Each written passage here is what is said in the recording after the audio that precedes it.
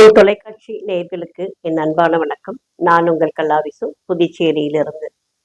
புதுவை அப்படின்னு சொன்ன உடனே நம்ம எல்லாருடைய நினைவிலும் வருவது பாரதியார், பாரதிதாசன். இலக்கிய உலகத்தில் மிகப்பெரிய ஜாம்பவான்கள் அப்படின்னு சொல்லி இவங்க ரெண்டு பேரையுமே சொல்லலாம்.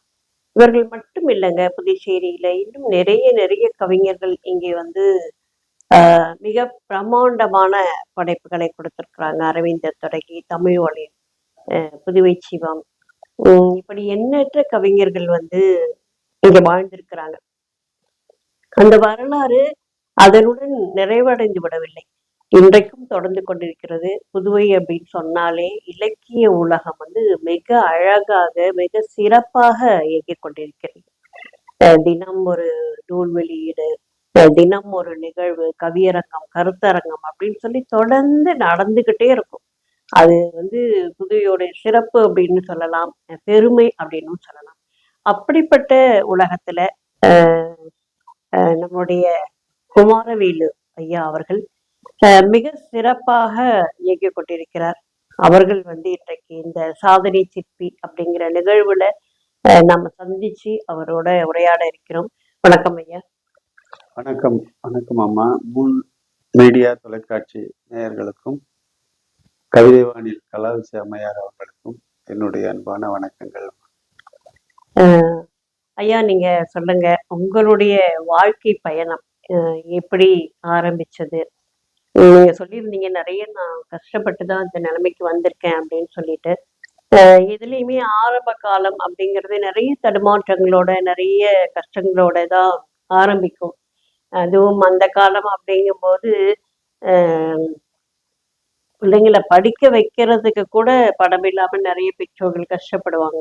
அப்படிப்பட்ட ஒரு காலகட்டமாகத்தான் அன்றைக்கு இருந்துச்சு. அதே மாதிரியான ஒரு சூழல் தான் உங்களுக்கும் இருந்தது அப்படின்னு நீங்க சொன்னீங்க. அதை பத்தி கொஞ்சம் விளக்கமா சொல்லுங்க. புதுச்சேரி அப்படின்னு வரும்பொழுது எல்லாருமே நீங்க புதுச்சேரிக்கு சேர்ந்தவங்களா இல்ல புதுச்சேரியில பிறந்தவங்களான்னு சொல்லிட்டு ஒரு கேள்வி எப்பயுமே கேட்பாங்க. என்னை பொறுத்த வரைக்கும் நான் புதுச்சேரியில பிறந்தவன். என்னுடைய அன்னை இவங்கெல்லாம் அவங்களுடைய மூதாதையர்கள் எல்லாருமே புதுச்சேரியில இருந்தவர்கள். அப்பா பக்கத்துல திண்டிவனத்துல இருந்தாரு. அப்ப அம்மாவுக்கு கல்யாணம் ஆகி போன பிறகு அந்த இடத்துல போய் நாங்க படிக்க ஆரம்பிச்சது. பள்ளிகள்ல படிச்சது. கல்லூரி படிப்பு வரை திண்டிவனத்துல தான் நான் அங்க படிச்சுக்கிட்டு இருந்தேன். படிப்பு அப்படின்னு சொல்லும்பொழுது பாத்தீங்கன்னா, நீங்க சொன்ன மாதிரி அந்த காலத்துல பல குடும்பங்கள், எங்களுடைய குடும்பத்துக்கும் சேர்த்து, காலையில சாப்பாடு, மத்தியான சாப்பாடு, நைட்டு சாப்பாடு, 3 வேளை சாப்பாடு கிடைக்குமா அப்படின்றத ஒரு பெரிய கேள்விக்குறியா இருந்த காலங்கள். ஒவ்வொரு நாளும் கைத்தொழில் செஞ்சு அவங்கவுங்க. அம்மாவை பத்தி சொல்லணும்னா, அம்மா தான் ஒரு பேக் போன் மாதிரி இருந்தாங்க வீட்டுக்கு. அப்பாவும் தொழில் செஞ்சு பெரிய தொழிலதிபராக இருந்து அப்புறம் எல்லாமே குறைஞ்சி சின்ன பெட்டிக்கடை வச்சு 2 பேரும் சேர்ந்து எங்களை வளர்த்தாங்க. அந்த காலத்துல என்னன்னா, சின்ன வயசுலயே மேரேஜ் பண்ணிட்டாங்க. உங்களுக்கு நல்லா தெரியும். எங்க அம்மாவுக்கு கல்யாணம் ஆகும்போது 12 வயசோ 14 வயசோ என்னமா சொன்னாங்க. 12 வருஷம் கழிச்சு நான் பிறந்தேன். அது வரைக்கும் அப்பா நல்லா இருந்தாரு. நான் பிறந்ததுக்கு அப்புறம் டவுன்வேர்டு இறங்கி இறங்கி இறங்கி சின்ன கடையாயிடுச்சு அப்படின்னு அம்மா சொல்லியிருக்காங்க. அப்ப கஷ்டப்பட்டு எங்களை படிக்க வச்சதுல நாங்க பொறுப்பா படிச்சு எல்லா கிளாஸ்லயும் கல்லூரி வரைக்கும் முதல் மாணவனாவே இருந்திருக்கேன். பிடிச்சது ரொம்ப கணக்கு தான் எனக்கு ரொம்ப பிடிக்கும். கணக்குல பரிச்சை எழுதுனா 100க்கு 100 மார்க் வாங்குறதுன்றது ஒரு கடமையாவே நாங்க வச்சுக்கிட்டு செஞ்சுக்கிட்டு இருந்தோம். அந்த ஒரு காரணத்தினாலே என்னை எல்லாருமே ஒரு அன்போட பார்ப்பாங்க. என்ன இப்படி ஒரு பையன், எல்லா பிள்ளைங்களுக்கும் கணக்கு தான் வராது. ஆனா இந்த கணக்கை நான் எனக்கு படிக்கிறது மட்டும் இல்லாம என்னோட இருக்கிற பசங்களுக்கும் சொல்லி கொடுப்பேன். சொல்லி கொடுக்கறது அதுல ரொம்ப உண்மையிலே நம்ம படிக்கிறத விட அடுத்தவங்களுக்கு சொல்லி கொடுக்கும்போது மனசுல நல்லா நிற்கும். அது எனக்கு மனசுல நல்லா அழகா பதிஞ்சிடும். அந்த மாதிரி ஒரு காலகட்டத்துல கல்லூரி படிக்கும்போது நான் 3வது வருடம் படிக்கும்போது முதல் வருடம் படிக்கிறவங்களுக்கு 2வது வருடம் படிக்கிறவங்களுக்கு சொல்லி கொடுத்துருக்கேன். அதுவும் இல்லாம கல்லூரியில இருக்கும் பொழுது எனக்கு முன்னாடி பேட்ச்ல இருக்கிறவங்க ஃபெயில் ஆயிட்டு அட்டம்ப்ட் படிச்சுட்டு இருக்காங்களா அவங்கெல்லாம் என்கிட்ட வந்து படிச்சிருக்காங்க. ம். அந்த மாதிரிலாம் இருந்தது. அது இல்லாம என்னுடைய பெரியப்பா ஒருத்தர் வந்து ஒரு பார்சல் ஆஃபீஸ் வச்சிருந்தார். ஒரு டைப்ரைட்டிங் இன்ஸ்டிடியூட் வச்சிருந்தார். அங்க போய் வேலை பார்த்து கொஞ்சம் அது வருமானம் வாங்கி ஒரு 15, 16 வயசுலயே நாங்க வந்து சம்பாதிக்கிறதுன்றத ஆரம்பிச்சிட்டோம். அப்புறம் அதுக்கப்புறமா வந்து குறிப்பா சொல்லணும் அப்படின்னு சொன்னா, அந்த காலத்துல வந்து ஒரு ஊர்ல இருந்து இன்னொரு ஊருக்கு போய் படிக்கணும். பக்கத்துல தான் அது விழுப்புரம். அங்க ம். போய் படிக்கும்போது அந்த ட்ரெயின்ல பாஸ் கொடுப்பாங்க. பாஸ் கொடுத்துட்டு அந்த பாஸ் வந்து முடிஞ்சிருச்சு. நான் வந்து போயிட்டு பாஸ் வந்து ரெனியூவல் பண்ணணும்ப்பான்னு சொல்றேன். டைம் ஆயிடுச்சுன்ட்டு பசங்க எல்லாம் போலான்னு கூட்டிட்டு போயிட்டாங்க. ம். அப்ப இதுல வந்து ட்ரெயின்ல போகும்போது டிடிஆர் வந்துட்டாரு. டிடிஆர் வந்துட்ட பிறகு பசங்க எல்லாம் வந்து சமாதானப்படுத்துறாங்க டிடிஆர். போல அவர் வந்து ஆஹ், என்கிட்ட சொல்லிட்டாங்க, நீ இந்த கம்பார்ட்மெண்ட்ல இல்லாத அடுத்த கம்பார்ட்மெண்ட் போயிட்டு நாங்க பாத்துக்கிறோம் அப்படின்ட்டு. அப்படியே விழுப்புரம் வரைக்கும் போயிட்டோம். விழுப்புரத்துல இறங்கின பிறகு டிடிஆர் வந்து என்ன கேட்டாரு. இறங்கறதுக்கு முன்னாடி பாஸ் பண்ணாரு, எக்ஸ்பைரி ஆயிடுச்சு, நேத்தோட இன்னைக்கு எடுக்கணும், இன்னும் எடுக்கல அப்படின்னு சொல்லிட்டான். ஆனா பசங்களுக்கு தெரியாது. சப்பு கட்டு கட்டி கட்டி அவர்கிட்ட வந்து, சார் பையன் வந்து தெரியாம வீட்டுல வச்சுட்டு வந்துட்டான் அப்படி இப்படின்னு சொன்னாரு. அவரும் சிரிச்சுக்கிட்டே வர்றாரு. கடைசியா சொன்னாரு, உங்க தம்பி ஏற்கனவே சொல்லிட்டாருப்பா, அவருக்கு நல்ல நண்பர்களா நீங்க இருக்கிறீங்க, ஆனா உண்மையை மட்டும் வந்து அவர் வந்து கரெக்டா சொல்லிட்டாரு, அதனால வந்து நான் அவரை அனுப்பிடுறேன், நாளைக்கு பாஸ் வாங்கிட்டு வந்து காட்டிடுங்க அப்படின்னு சொல்லி அனுப்பினார். அதாவது சின்ன வயசுலயே அம்மா சொன்னது என்னன்னா, உண்மை நேர்மை அந்த மாதிரி இருந்து நல்ல பேர் எடுங்க. நல்ல பேர் எடுக்கிறது வந்து ரொம்ப கஷ்டமான வேலை. ஒரு தடவை நீங்க நல்ல பேர் எடுத்துட்டீங்கன்னா அதை காப்பாற்றணும். கெட்ட பேர் எடுக்கிறது எந்த நேரத்திலும் எந்த நிமிஷத்துலயும் ரொம்ப நீங்க வந்து சீக்கிரம் தடம் மாறி போயிடலாம் அப்படின்னு எல்லாம் சொல்லி கொடுத்துருக்காங்க. அவங்க அவங்கதான் என்னுடைய வந்து role model, first role model. அவங்க உழைக்கிறதுலயும் சரி, மற்றவங்களுக்கு உதவி செய்யறதுலயும் சரி, அந்த அம்மாவுடைய தாக்கம் தான். அம்மா அந்த காலத்துல அம்மாங்கெல்லாம் வந்து சில பேரை ரோல் மாடலா வைப்பாங்க. எனக்கு ரோல் மாடலா வச்சது எம்ஜிஆர். அந்த காலத்துல எம்ஜிஆர் படத்தை வந்து கம்பல்சரியா கூட்டிட்டு போய் காட்டுவாங்க. நிறைய விஷயங்கள் அந்த அந்த படத்துல இருந்து சொல்லுவாங்க, பாட்டுல இருந்து சொல்லுவாங்க.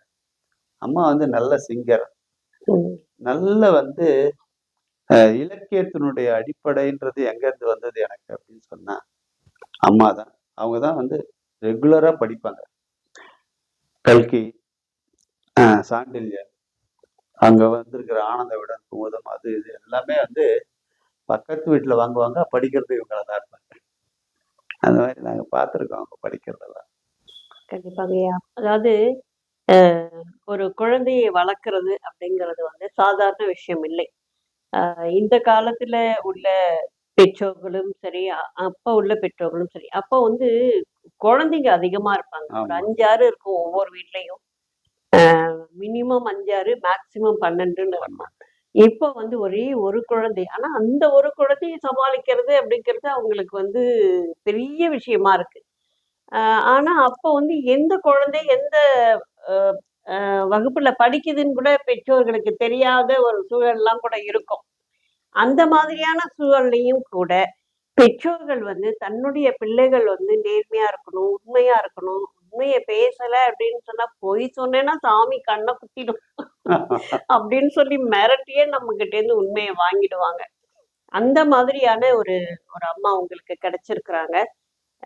ரோல் மாடல் அப்படின்னு சொல்லிட்டு நீங்க சொல்லும்போது மனசுக்கு சந்தோஷமா இருக்கு. ஏன்னா நெறைய பிள்ளைங்களுக்கு இதையத்தான் நம்ம சொல்லிக் குடுக்குறோம். ஆனா எந்த பிள்ளையும் ஒரு கட்டத்துக்கு மேல அம்மாவ வந்து ரோல் மாடலாலாம் நினைக்கிறது இல்ல. அம்மாவுக்கு ஒண்ணுமே தெரியாது அப்படிங்கிற அளவுல முடிச்சிடுறாங்க. ஆனா நீங்க அந்த உணர்வோடு நீங்க இன்றைக்கும் இருக்கிறது தான் ஒரு பெரிய விஷயம். அதுக்கப்புறம் உங்களுடைய இலக்கிய பயணத்துக்கும் அவர்கள் உறுதுணையாக இருந்தார்கள் அப்படின்னு சொன்னீங்க. உங்களுடைய இலக்கிய பயணம் எப்பங்கய்யா ஆரம்பிச்சது? இலக்கிய பயணம் வந்து நீங்க சொல்ல போனீங்கன்னா, நான் வந்து என்னுடைய பணின்னு ஆரம்பிக்கும் பொழுது வந்து முதல்ல வந்து பாண்டிச்சேரியில தான் வந்து நம்ம தபால் துறையில தான் சேர்ந்தேன். ஒரு 6 மாசம் அங்க ஒர்க் பண்ணிட்டு அதுக்கப்புறம் உடனே நம்ம ஸ்டேட் பேங்க்ல வந்து வேலை கிடைச்சு போயிட்டோம். வறுமையின் காரணத்தினால எனக்கு கூட பிறந்த 3 தங்கைகள். ம். ஒரு தம்பி. அவங்களுக்கு இப்ப திருமணம் பண்ண வேண்டிய ஒரு பொறுப்பு எனக்கு இருந்ததுனால, நான் வந்து ஆடிட்டிங்ல ஒரு அடிஷனல் இன்கம் வரும்னு சொல்லிட்டு அங்க போயிட்டேன். ம். ஆல் இந்தியா லெவல்ல நான் போனேன். முதல்ல அதுவே வந்து ஒரு பெரிய விஷயம். பெரிய விஷயம். என்னன்னா, எனக்கு ஹிந்தி ஃபுல்லா தெரியாது. நான் ம். எந்த ஊருக்கும் போனது கிடையாது. ஓ! முதலா கல்பாக்கத்துல இருந்து புவனேஸ்வர் வரைக்கும் போறேன். ம். அப்ப வந்து தமிழ்நாடு வந்து ஹவுரா மெயில் கல்கட்டா வரைக்கும் போகும்.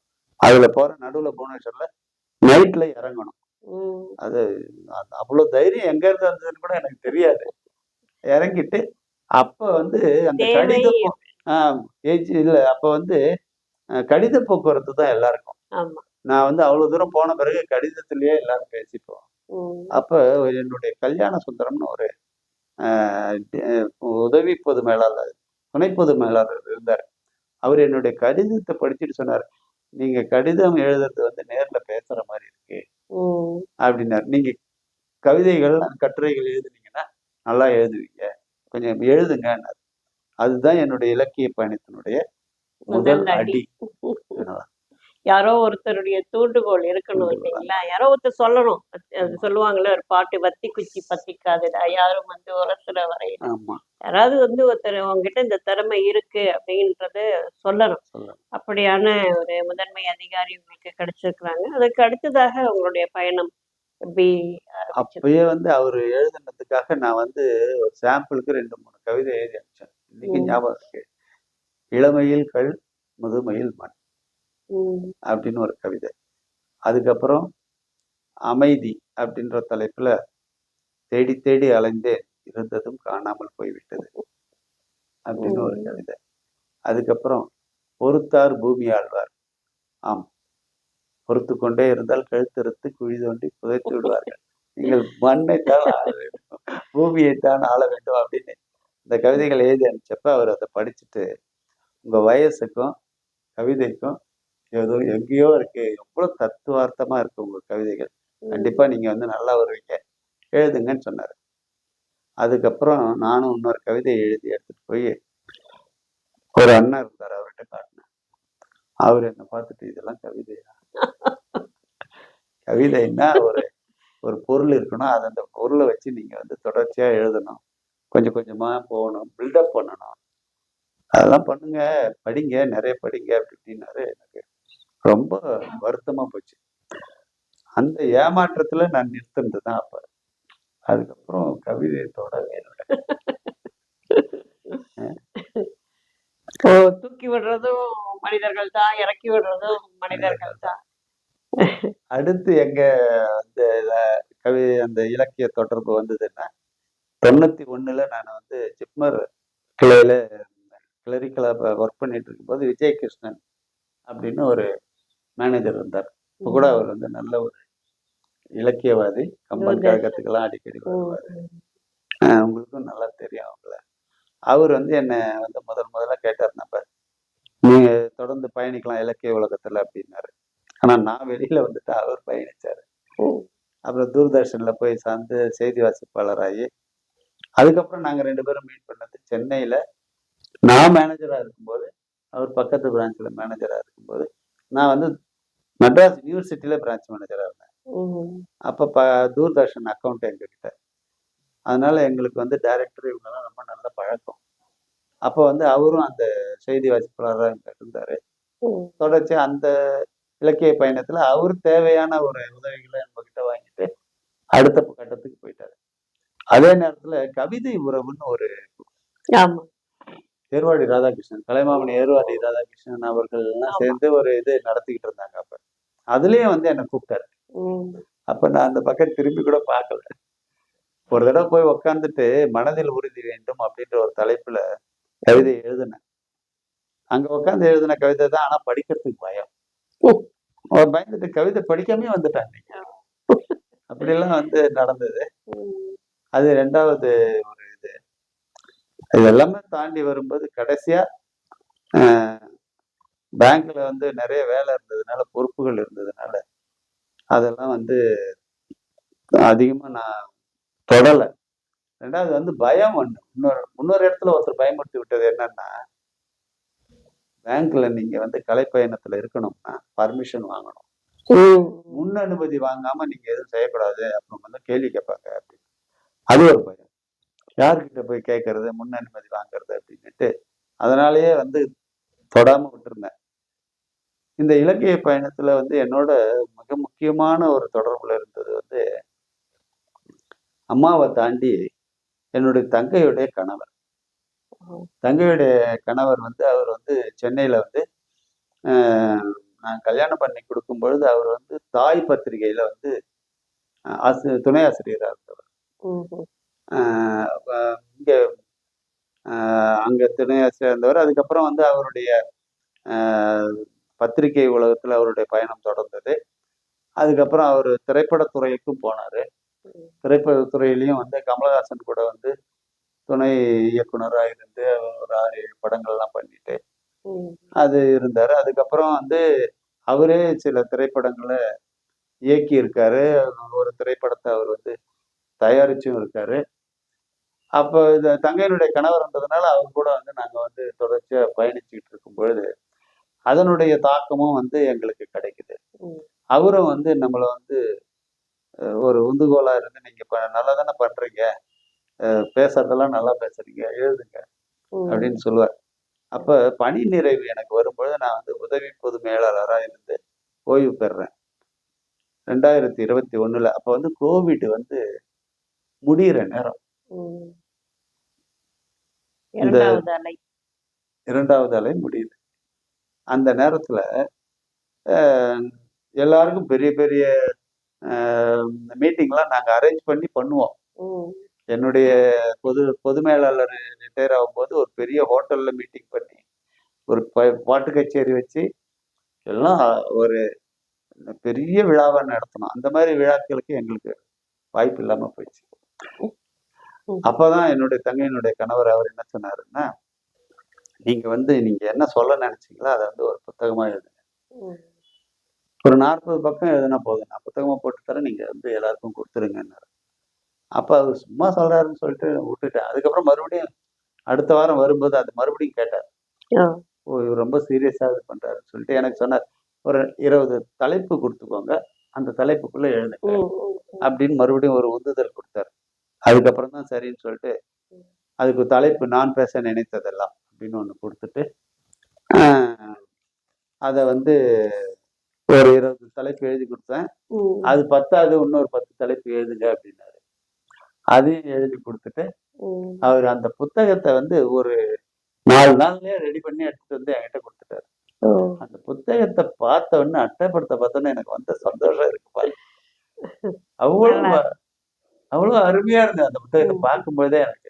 இல்ல அவர் பத்திரிகை துறையில இருந்ததுனால, இது அவருக்கு சுலபமா இருந்தது. இல்லன்னா ரொம்ப இருந்தது. கடினப்பட்டிருக்கும். அதுல நம்ம மேல ஒரு பெரிய ஒரு அ மதிப்பு, மரியாதையும், அன்பும் வேற வச்சு அவர் பண்ணி குடுத்தாரு அத. ம். ம். அதுக்கப்புறம் சரி இந்த புத்தகத்த போட்ட உடனே எடுத்துட்டு போய் அங்க நான் வந்து இப்போ தலைமையகத்துல இருந்து ரிட்டயர் ஆனதுனால, அங்க ஒரு 700 எம்ப்ளாயீஸ் ஒர்க் பண்ணிட்டு இருந்தாங்க. ஓகே. அதனால ஒரு 500 காப்பி கொடுங்கன்னு சொல்லி போட்டுட்டு எடுத்துட்டு போய் 300 பேருக்கு அங்க குடுத்துட்டேன். மீதி குடுக்க முடியல வச்சுட்டோம். ம். ஈவினிங் ஒரு சின்ன மீட்டிங் நடத்துனாங்க. அத முடிச்சுட்டு வந்துட்டோம். 31 ஜூலை நான் ரிட்டயர்மென்ட். ம். 1 ஆகஸ்ட் என்னுடைய அ பிறந்த நாள். அப்ப வந்து என்னுடைய பையன் அவன் வந்து இப்போ வந்து ராஜ்குமார் அப்படின்னுட்டு இப்ப வந்து அமெரிக்காவுல இருக்காரு. ஆனா அப்ப வந்து இங்க ஒர்க் பண்ணிட்டு இருந்தாரு. அவரு என்ன ம். பண்ணாரு, மறுநாள் வந்து ஒரு எனக்கே தெரியாம ஒரு லான்ல வந்து ஈசிஆர் பக்கத்துல ஒரு மீட்டிங் அரேஞ்ச் பண்ணிட்டு, அந்த மீட்டிங்கு கூப்ட்டு அதாவது 5 மணிக்கு ஒரு இடம் போகணும் வாங்கன்னு மட்டும் தான் சொன்னாரு. அவ்வளவுதான். வேற ம். எங்கேயும் போயிடாதீங்க அந்த சரின்னு 5 மணிக்கு போனா அங்க ஒரு பெரிய மீட்டிங் அரேஞ்ச் பண்ணியிருக்கு. அப்படியே ஒரு நீங்க நல்லா இருக்கணும் நாடு முன்னேற அப்படின்னு பாட்டு ஒலிக்குது. என்ன கூட்டு வர்றாங்க. எனக்கு உடம்பெல்லாம் அப்படியே ரொம்ப பெரிய புல்லரிச்சு போச்சு மகிழ்ச்சியா எனக்கு. பசங்க இவ்வளவு கூட நினைப்பாங்களா அப்படின்னு. அது பத்தாத மகன் தந்தை காட்டும் ஆ உதவி. இப்படி எல்லாம் யோசனை பண்றாங்க பாரு. ம். அந்த இதுல வந்து ஒரு என்னுடைய நண்பர்கள் எல்லார்கிட்டயும் வந்து கேட்டு காணொளி பதிவு பண்ணி, ம். அதையும் ஒரு 1/2 மணி நேரம் போட்டு காட்டுனாங்க. ஓகே. அவ் என்னுடைய நண்பர்களே எனக்கே சொல்லாம அவங்க வந்து ஏற்கனவே அதானே சஸ்பென்ஸ். அப்படித்தானே இருப்பாங்க. அந்த மாதிரி. ஓகே. இதற்கு அடுத்த புத்தகம் எதை எழுதுறீங்க ஐயா? இந்த புத்தகம் வந்து வந்து அந்த மீட்டிங்ல வந்து வெளியீடு வேற வச்சாங்க. ஓ! அவரு என்னுடைய தங்கையினுடைய கணவரா, அதுக்கப்புறம் என்னுடைய அண்ணன். இப்போ உங்களுக்கு தெரிஞ்ச பாண்டிச்சேரியில நம்ம தமிழ் காவலர் எஸ்பி பாலகிருஷ்ணன், தேவதாஸ், நம்ம தீந்தமிழ் தென்றல் கோவிந்தராஜ், இவங்கெல்லாம் அன்னைக்கு யாருன்னே எனக்கு தெரியாது. இவங்க எல்லாரும் என்னுடைய நிகழ்ச்சிக்கு வந்து அப்போ அவங்க சொன்ன அந்த வார்த்தைகள் தான். இந்த புத்தகத்தை வந்து நான் படிக்க ஆரம்பிச்சேன். நல்லா போயிட்டு இருக்கு, நல்ல ஓட்டம் இருக்கு. அதுல வந்து எடுத்துக்காட்டு வேற எடுத்து சொல்றாங்க. இந்த அளவுக்குலாம் செய்வாங்கன்னு எனக்கு தெரியாது. அதெல்லாம் கேட்க கேட்க எனக்கே ஒரு ஆர்வம் வந்தது. அதனுடைய தொடர்ச்சி அடுத்தது பைரவி வழியா வந்தது. பைரவி உங்களுக்கு தெரியும். அந்த 2022 ஆகஸ்ட் மாசம் 26ஆம் தேதி தான் என்னுடைய முதல் கவியரங்கம். புதுச்சேரி தமிழ்ச்சங்கத்துல தான் நடத்துனது வந்து இலக்கியச்சோலை வடுகை கண்ணன். அந்த இதுல வந்து நம்ம புதுச்சேரியினுடைய அடையாளம் உங்களுக்கு தெரியும், பாவேந்தர். அவருடைய பேரன் பாரதி வந்து எதிர்க்க உட்காந்துருக்காரு. அவரும் யாருன்னு எனக்கு தெரியாது. அவர் எதிர்க்க என்னுடைய நட்பினும் நதியினிலே நான் அந்த முதல் கவிதையை படிச்சுட்டு ஆஹான்னு கைத்தட்டி இது பண்ணது என்ன, பாவேந்தருடைய பேரன் கைத்தட்டுற அளவுக்கு நம்ம கவிதை எழுதுறவா அப்படின்னு ஒரு நினைப்பு. அதுக்கு அடுத்த படைப்பு நீங்க கேட்டீங்க இல்லையா, அடுத்த படைப்பு வந்து வெண்ணிலா. வெண்ணிலான்றது ஒரு புதினம். நான் வந்து இந்த புதினத்தை எழுதுவேன்னு நினைக்கவே இல்லை. இது ஒரு பிளான் கூட இல்லை இதை எழுதுறதுக்கு. ஆனா ஒரு பத்திரிகையில வந்து ஒரு செய்தி வந்தது. அந்த செய்தி வந்து என்னன்னா, முத்தியால்பேட்டையில ஒரு பெண்மணி பிரதம மந்திரியோடைய கையால 1 லட்சம் ரூபாய் பரிசு வாங்கினாங்க ஒரு கோல போட்டியில. எனக்கு கோல போட்டியில 1 லட்சம் ரூபாய் பரிசு வாங்க முடியுமா அப்படின்னு வந்து ஒரு இது வந்தது, ஒரு நினைப்பு வந்தது. அதுக்கப்புறம் சரி இதை வச்சே நம்ம ஒரு கதை எழுதணும்னு ஒரு சிறுகதை எழுத ஆரம்பிச்சேன். அதுக்கப்புறம் அதனுடைய தொடர்ச்சியா அப்படியே போய் ஒரு 28 அத்தியாயங்கள் எழுதிட்டேன். எழுதி எல்லாமே என்னுடைய கவிதைகள் இது எல்லாமே வந்து நான் முகநூல்ல போடுற பழக்கம். முகநூல் ரசிகர்களும் இந்த புலனா ரசிகர்களும் வந்து ரொம்ப ஆதரவு கொடுத்ததுனால இது வந்து வளர்ந்து புதினமாயி இதையும் வந்து வெளியிடலாம்னு சொல்லிட்டு தங்கையினுடைய கணவர் இது பண்ணி அவருடைய டிசைன் பண்ண அந்த அட்டை தான் இதெல்லாம். இந்த வெண்ணிலா நாவல் எல்லாரும் வந்து படிச்சுட்டு ரொம்ப நல்லா இருக்குது அப்படின்னு சொன்னாங்க. குறிப்பா கோவிந்தராஜ் என்ற நம்ம தீந்தமிழ் கோவிந்தராஜ் அதை படிச்சுட்டு நீங்க எத்தனை நாவல் எழுதிருக்கீங்க கேட்கிற அளவுக்கு இருந்தது. இதனுடைய தொடர்ச்சியா இன்னும் 2 புத்தகங்கள் வேற எழுதினா அது படிவுக்கு தமிழ் என்ற பேர் அப்படின்னு சொல்லிட்டு என்னுடைய முதல் தங்கை அவங்களுடைய பணி நிறைவு. அப்போ வந்து அதே தான் தங்கையின் கணவர் வந்து இவங்களை பத்தி ஒண்ணு எழுது அப்படின்னாரு. சும்மா சொல்றாருன்னு நினைச்சேன். அப்புறம் மறுபடியும் 2வது தடவை சொல்லும் போது எழுதினேன். இந்த புத்தகத்தை படிச்சுட்டும் வந்து நிறைய விருப்பங்கள் நிறைய பேர் பண்ணாங்க. எவ்வளவு அழகா எழுதிருக்கீங்க, ஒரு தங்கைக்கு ஒரு அண்ணன் எழுதுறதுன்றதை நாங்க பார்த்தது இல்லை அப்படின்னு சொன்னது உண்டு. அடுத்த புத்தகம் வந்து அதுதான் உண்மையிலேயே வந்து என்னுடைய மனசுக்கு பிடிச்ச புத்தகம், முழுமதி. என்னுடைய துணைவியார் வந்து கௌரி, அவங்க பிள்ளை என் கூட இறந்துட்டாங்க கோவிடுக்கு முன்னாடியே. அவங்களுடைய அந்த ஞாபகமா இந்த புத்தகத்தை எழுதினேன்.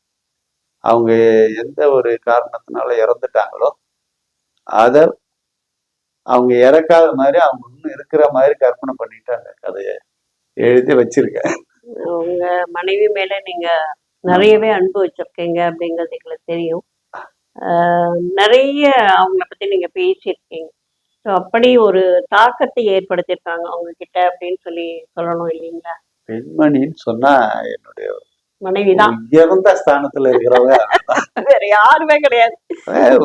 பேசும்போது ஒரு வார்த்தை சொன்னாங்கம்மா அவங்க, நான் இல்லைன்னா உங்களுக்கு மரியாதை இல்லை, நான் கூட இருந்தாதான் உங்களுக்கு வந்து அந்த ஃபுல் சப்போர்ட் எல்லாரும் கொடுப்பாங்க இருக்கும். அப்ப வந்து ஒரு கணவன் மனைவியோட அந்த ஒரு இது எப்படிப்பட்ட ஒரு இது வந்து கணவன் இல்லைன்னா மனைவிக்கு மரியாதை இல்லை, மனைவி இல்லைன்னா கணவனுக்கு மரியாதை இல்லை அப்படின்றது அவங்க இல்லாதப்பதான் தெரியுது. எங்க 2 பேரையும் ஒரு சிறந்த தம்பதிகளா ஒரு இதுல தேர்ந்தெடுத்தாங்க ஓ! ஒரு வெரி குட். விழாவுல. அந்த அளவுக்கு ஒரு ஆத்மார்த்த வாழ்க்கை. கண்டிப்பா. அதெல்லாம் வந்து ரொம்ப குடுத்து வச்சிருக்கணும். அந்த மாதிரியான ஒரு வாழ்க்கை கிடைக்கிறதுக்கு. என்னன்னா, கணவன் என்ன சொல்றாரோ, உடனே அதெல்லாம் முடியாது அப்படின்னு சொல்ற பெண்கள் தான் அதிகமா இருப்பாங்க. அதே மாரி ஒரு மனைவி சொல்றாங்க அப்படின்னா, அதுல ஏதாவது கருத்து இருக்கும். அத நம்ம காது குடுத்து கேட்போம் அப்படின்ற உணர்வே வந்து நெறைய ஆண்களுக்கு இருக்காது. அத எல்லாவற்றையும் தாண்டி, அ 2 பேரும் எனக்காக அவங்க, அவங்களுக்காக நான் அப்படின்னு சொல்லி ஒரு வாழ்க்கை அப்படிங்கிறது வந்து மிக சிறப்பான ஒரு வாழ்க்கை. அவங்களுக்காக ஒரு நூலை வெளியிடுறது அப்படிங்கிறது அதை விட சிறப்பு. ஆ, நீங்க நெறைய விருதுகள் வாங்கியிருக்கீங்கய்யா. அந்த விருதுகள் பற்றி கொஞ்சம் சொல்லுங்க. இந்த விருதுகள் எதற்காக உங்களுக்கு கிடைத்தன? அப்படிங்கிறத சொல்லுங்க. விருதுகள் வந்து என்னுடைய கலைப்பயணமே மொத்தமே இதுவரைக்கும் வந்து 3 வருடங்கள் தான் நடந்திருக்கு. ம், இந்த ம், 3 வருடங்கள்லயே 30க்கும் மேற்பட்ட விருதுகள் குடுத்துட்டாங்க. ம்.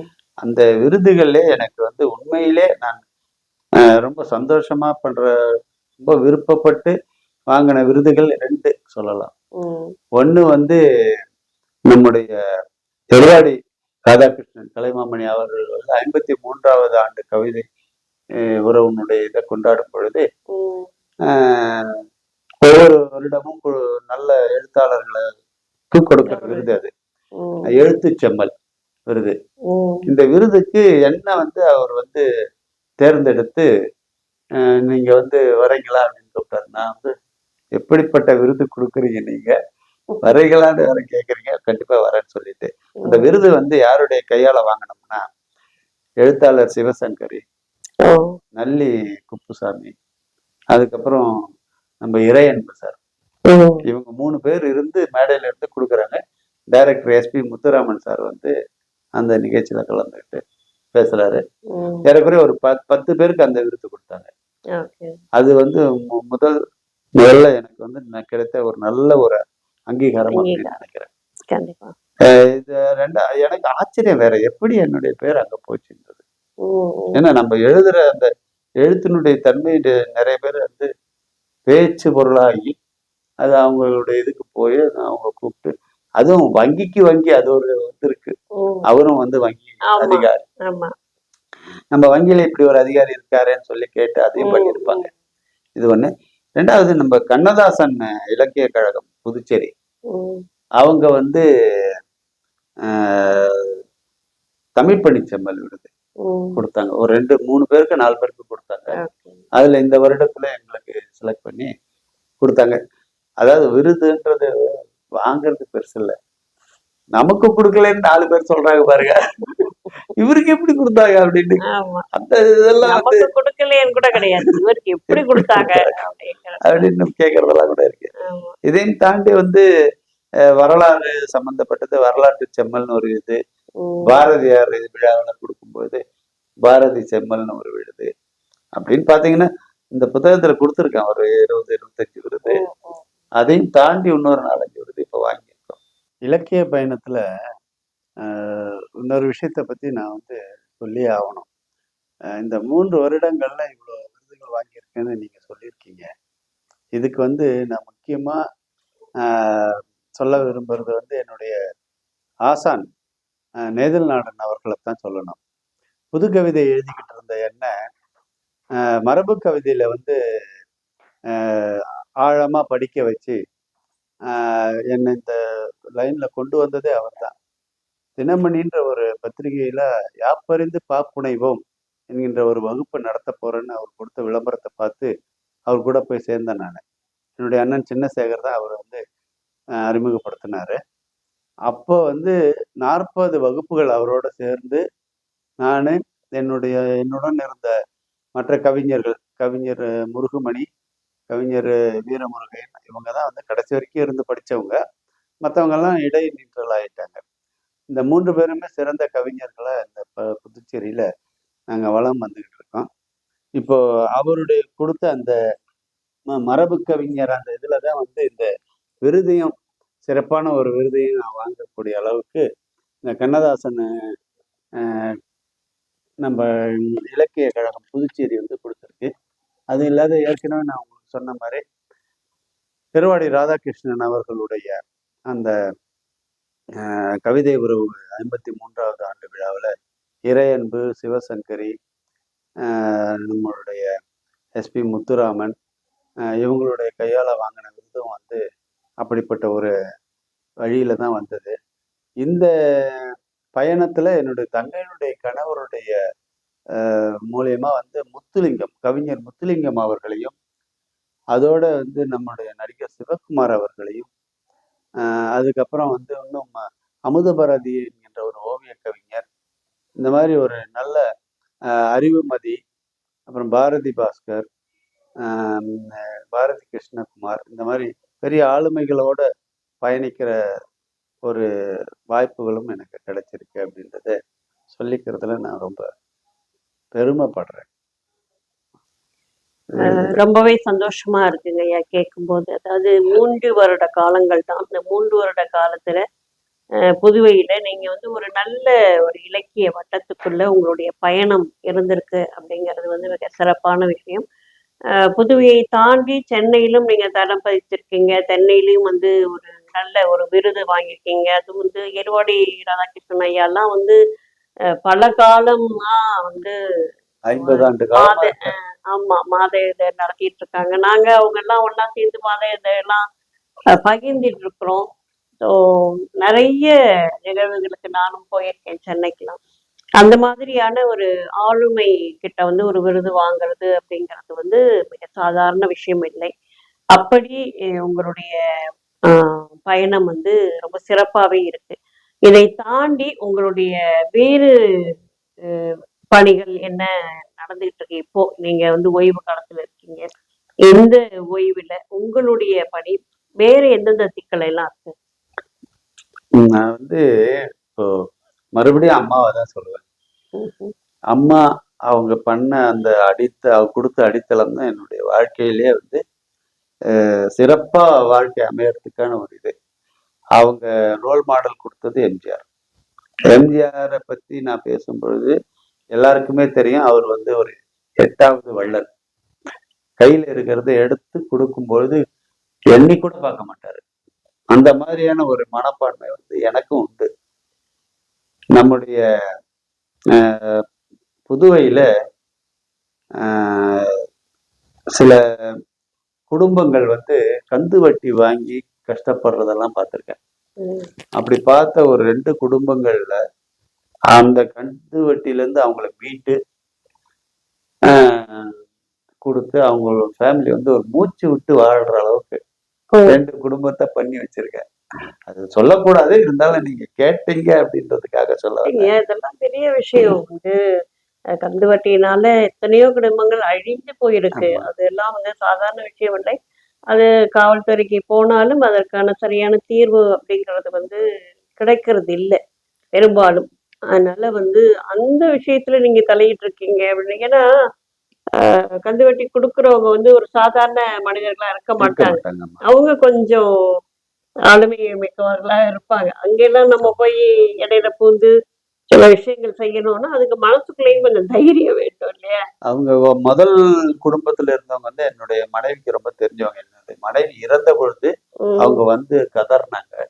கதறிட்டு அதுக்கப்புறம் போன பிறகு ஒரு நாள் போன் பண்ணி இதெல்லாம் சொன்னாங்க என்கிட்ட. அப்பயே வந்து அப்ப நான் வந்து பணி ஓய்வுக்கு முன்னாடி அப்பயே அவங்களுக்கு அந்த உதவிகள் செய்ய ஆரம்பிச்சுட்டேன். அது வந்து இங்க அந்த பணி ஓய்வு கொடை வந்தது இல்லையா? பனிக்கொடை வந்தவொடனே அந்த பனிக்கொடையை வச்சுக்கிட்டு எல்லாருக்கும் ஹெல்ப் பண்ணணும் அப்படின்னு சொல்லி பண்ணது அது. அது இல்லாம ஒரு இப்ப வந்து நான் ஒரு அறக்கட்டளைன்னா வந்து மாணவர்கள் படிப்பகம் ஒண்ணு ஆரம்பிச்சிருக்கேன். கௌரி குமரவேலு தமிழ் இலக்கிய கூடல் அப்படின்ற ஒரு பேர்ல எங்க வீட்லயே வீட்டுல 3வது மாடியில அந்த நூலகம் அமைஞ்சிருக்கு. அதனுடைய முக்கியமான இது பணி என்னன்னா, இளைஞர்கள் வராங்களா, படிச்சுட்டு +2 படிச்சுட்டு வர்றவங்க, அவங்க வந்து நீட் எக்ஸாம் ப்ரிப்பேர் பண்றதுக்கு, அதுக்கப்புறம் இந்த TNPSC exam, bank exam, IAS படிக்கிறதுக்கு, இதுக்கெல்லாமே உண்டான ஒரு 2-3 வருடங்களுக்கான புத்தகங்கள் எல்லாத்தையும் வாங்கி அங்க வச்சுட்டேன். அதுக்கு உண்டான அந்த ஆஹ் எல்லா கருவிகளையும் கூட வச்சிருக்கேன். கருவிகள் அப்படின்னா ஒரு லேப்டாப்பு, ம். அதாவது ஒரு கணினி. ஓகே. அந்த கணினியில இருக்கிற அந்த அந்த இ புக்ஸ் ம். அது ம். எல்லாத்தையும் வாங்கி வச்சுட்டேன். அது இல்லாம என்னுடைய நூலகம் ஒண்ணு இருக்கு. ம். அந்த நூலகத்துல கண்ணதாசன், அதுக்கப்புறம் பெரியார், அதுக்கப்புறம் அம்பேத்கர், அது இல்லாம வந்து புதுவை கவிஞர்கள் இவர்களுடைய நூல்கள், கல்கி, ம். ம். சாண்டில்யன், இந்த மாதிரி அவங்களுடைய நாவல்கள், கதைகள், சிறுகதைகள், கீரா புக்கு, ம். பிரபஞ்சன் புக்கு, அது இல்லாம இந்த ஐம்பெரும் காப்பியங்கள், ம். இது எல்லாத்தையும் சேகரிச்சு வச்சிருக்கேன். ஓகே. இப்போ படிக்கணும்னு விருப்பப்பட்டு வரவங்க யார் வேணாலும் வந்து படிக்கலாம். ஒரே ஒரு நிபந்தனை, எந்த புத்தகமும் லைப்ரரியை விட்டு எடுத்துட்டு போகக்கூடாது. ஏன்னா வந்து புத்தகம் வெளியே போச்சுன்னா அந்த புத்தகம் திரும்பி வரவே வராதுங்க. அது வந்து எல்லாருக்குமே உள்ள ஒரு விஷயம்னு நான் சரி. நினைக்கிறேன். இப்போ அதனால நீங்க சொல்றத கேட்கும்போது எனக்கு ரொம்ப மனசுக்கு மகிழ்ச்சியா இருக்கு. இப்போ உங்க புள்ள வந்து அயல் நாட்டுல அயல் இருக்கிறாங்க. நாட்டுல போயிருக்காங்க படிச்சு. நீங்க வந்து இப்போ அயல் நாட்டுக்கும் போகவும் போறீங்க. அப்போ வந்து அந்த நூலகத்தை யார் பார்ப்பாங்க? அல்லது நமக்கு பிறகான ஒரு இது இருக்கு இல்லைங்களா? ஸோ அது அந்த இடத்தை யாரு பார்த்துட்டு இருப்பாங்க? இப்போ ஏன்னா அயல் நாட்டுல இருந்து உங்க பிள்ளை இங்க வரமாட்டாரு. இல்ல இந்த புத்தகம் படிப்பகம் வந்து நான் ஓபன் பண்ணி ஏறக்குறைய ஒரு 2-3 ஆண்டுகள் ஆயிடுச்சு. ம். வெளிப்படையா இது யாருக்குமே தெரியலன்றதுக்காக ஒரு நிகழ்ச்சி வச்சு எல்லாத்தையும் சொல்லியும் பண்ணிட்டேன். ம். முகநூல்லையும் போட்டுட்டேன். ம். ஆனாலும் இது வரைக்கும் ஒரே ஒரு மாணவர் தான் படிச்சிருக்காரு. ஓகே. அதுதான் என்னுடைய வருத்தம்.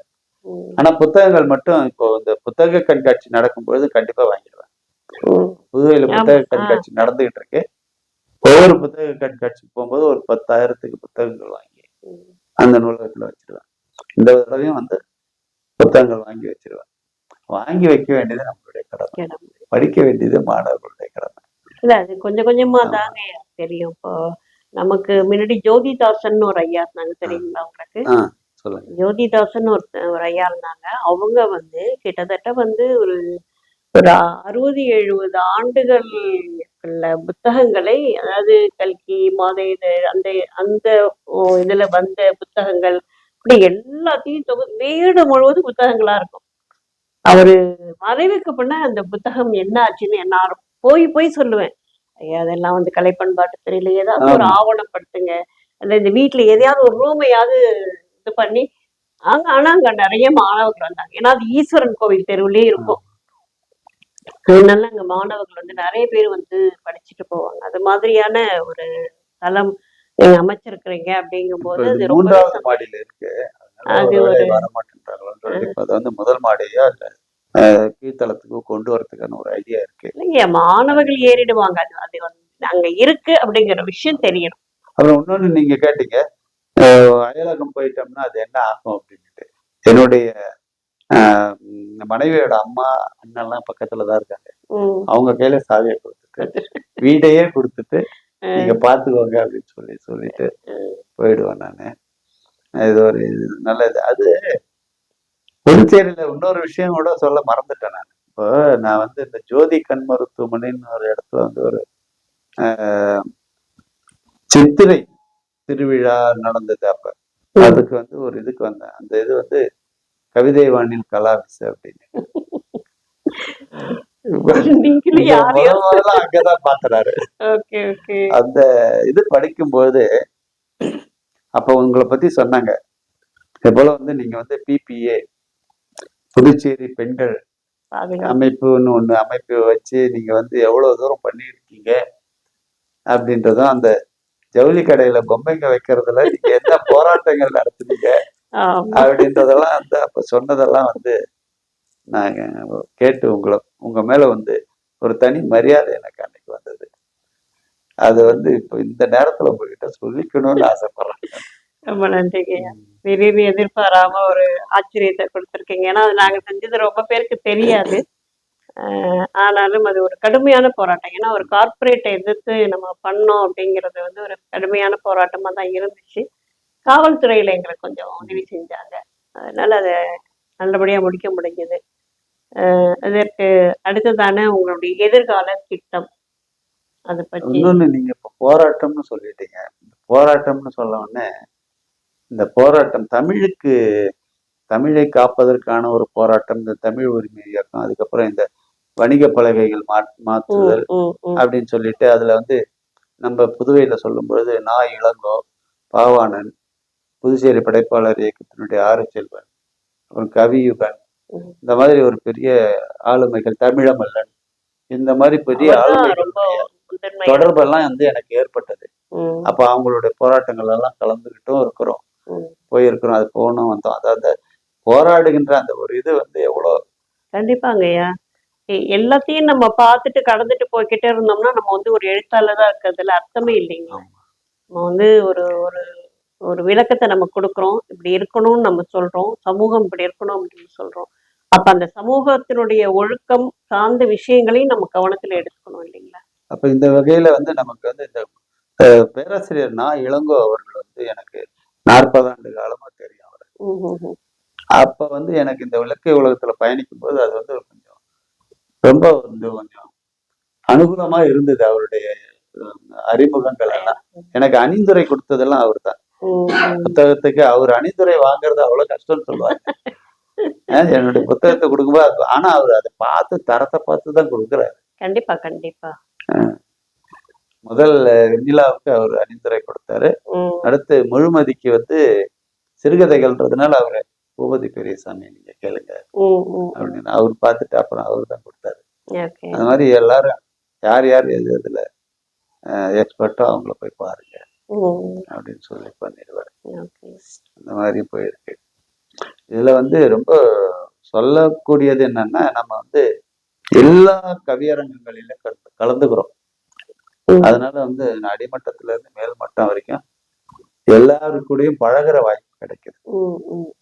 அது கிடைக்கிறதுனால புதுச்சேரி படைப்பாளர் இயக்கம் அந்த இயக்கத்துல சேர்ந்த பிறகு இன்னும் ரொம்ப அதிகமான வெளிப்பாடுகள் உண்டு. ஏறக்குறைய ஒரு 18 இயக்கத்துல இருக்கிறேன் நான். என்னுடைய கால் பதிச்சிருக்கேன். சில இயக்கத்துல துணைத் தலைவராகவும், சில இயக்கத்துல புதுச்சேரி படைப்பாளர் இயக்கத்துல பொருளாளர்.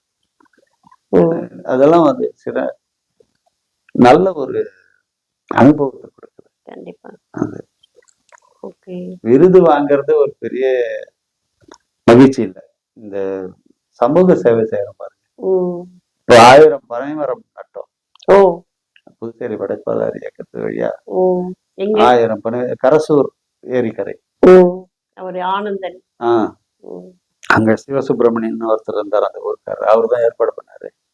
1000 பனை விதைகள் அதை நட்டுட்டு வெளியே வந்தா அதை பத்தி பேசுறவங்க அதை நம்ம கேட்கும் போது ரொம்ப அருமையா. நான் ஒரு மரம் நடணும்னு ரொம்ப ஆசைப்பட்டிருக்கேன். அந்த வங்கியில இருக்கும்போது நிறைய மரம் நட்டிருக்கோம். இப்ப வெளியே வந்த பிறகு மரம் நடுதல் இப்பதான் ரொம்பவே சிறப்புங்க சார். ஒரு இலக்கிய பயணம் மட்டும் இல்லாமல் உங்களுடைய சமூக சேவை அப்படிங்கிறதும் தொடர்ந்துகிட்டு இருக்கு அப்படின்னு நினைக்கும் போது ரொம்ப சந்தோஷமா இருக்கு.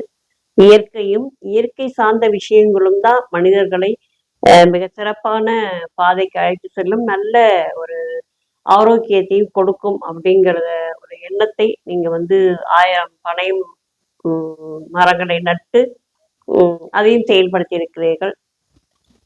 இப்படியான உங்களுடைய பயணம் மேலும் மேலும் சிறந்து புதுவையில் மிகச்சிறப்பான ஒரு ஒரு இடத்தை பிடிக்க வேண்டும், மேலும் பல விருதுகள் பெற வேண்டும் என்று வாழ்த்தி விடைபெறுகிறோம். நன்றி, வணக்கம். நன்றி அம்மா. அதாவது இந்த மூன் மீடியா தொலைக்காட்சி வழியாக இந்த மாதிரி வளருகின்ற சாதனையாளர்களை நீங்கள் மேலும் மேலும் வளர்த்தெடுக்கிறீர்கள் என்பது எங்களுக்கு மிகவும் மகிழ்ச்சியாக இருக்கிறது. கலாவிசு அம்மையார் அவர்களுக்கு என்னுடைய நன்றியை தெரிவித்துக் கொள்கிறேன். நன்றி, வணக்கம்.